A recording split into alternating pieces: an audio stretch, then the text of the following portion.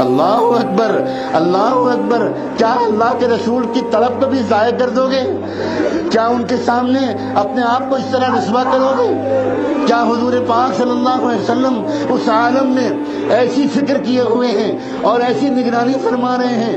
بلا شبہ یہ بالکل درست ہو سکتا ہے، ان کا رشتہ اپنی امت سے ٹوٹا نہیں ہے۔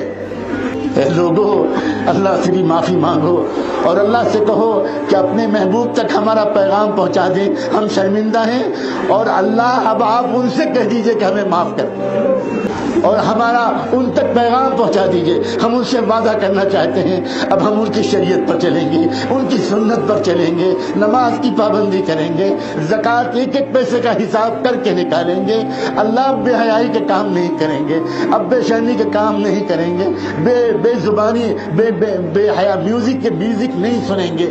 اللہ معاف کر دیجئے۔ اللہ آپ اتنے پیارے، آپ ہماری اتنے گناہوں کے باوجود اتنی نرمی کر رہے ہیں ہمارے ساتھ، اور کوئی ہمارے لیے سفارش کر رہا ہے؟ اتنا مہربان رب اور اتنا پیار کرنے والا رسول اور وہ ایسی ناقدری امت۔ اللہ ہم شرمندہ ہیں، ہم شرمندہ ہیں۔ اللہ آپ ایک نظر ڈالیے اس مجمع پر، سب رو رہے ہیں، اللہ سب شرمندہ ہیں، سب کا سر جھکے ہوئے ہیں۔ اللہ معاف کر دیجیے کہ بس اب زندگی بدل جائے، اب زندگی بدل جائے گی۔ اللہ بس اب زندگی بدل جائے گی۔ اب مسجدوں میں صرف بوڑھے فجر کی نماز میں نظر نہیں آئیں گے، اب مسجدیں نوجوانوں سے بھری ہوئی نظر آئیں گے۔ اب نوجوانوں طے کر لو کہ اپنے ماں باپ کا دل نہیں دکھاؤ۔ میں نوجوانوں تم سے کہتا ہوں، یہاں سے اٹھنے کے بعد پہلا کام کیا کرنا؟ اپنے بوڑھے ماں باپ کا پیر پکڑ کے معافی مانگ لینا۔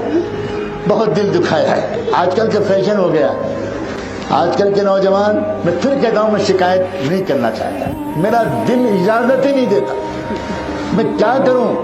ہو سکتا ہے اس کو لوگ جانبداری کہیں، محبت میں غلو کہیں، ہو سکتا ہے، میں اعتراف کرنے کو تیار ہوں، لیکن یہ بات صحیح ہے، اس کا انکار بھی نہیں کیا جا سکتا کہ آج نوجوان اپنے دوستوں کو خوش کرنا چاہتا ہے، اپنے ماں باپ کو خوش نہیں کرنا چاہتا۔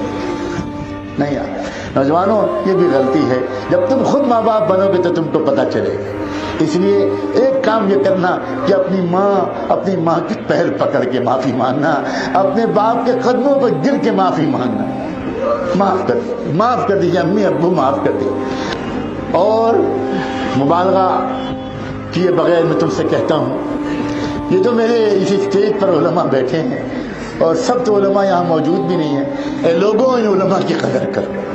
میں گواہی دیتا ہوں کہ ان کی راتیں تمہارے لیے رونے میں گزرتے ہیں، میں گواہی دیتا ہوں کہ ان کے دن تمہاری فکر میں گزرتے ہیں، یہ تمہاری دنیا کے لیے بھی فکر مند ہیں اور یہ تمہاری آخرت کے لیے بھی فکر مند ہیں۔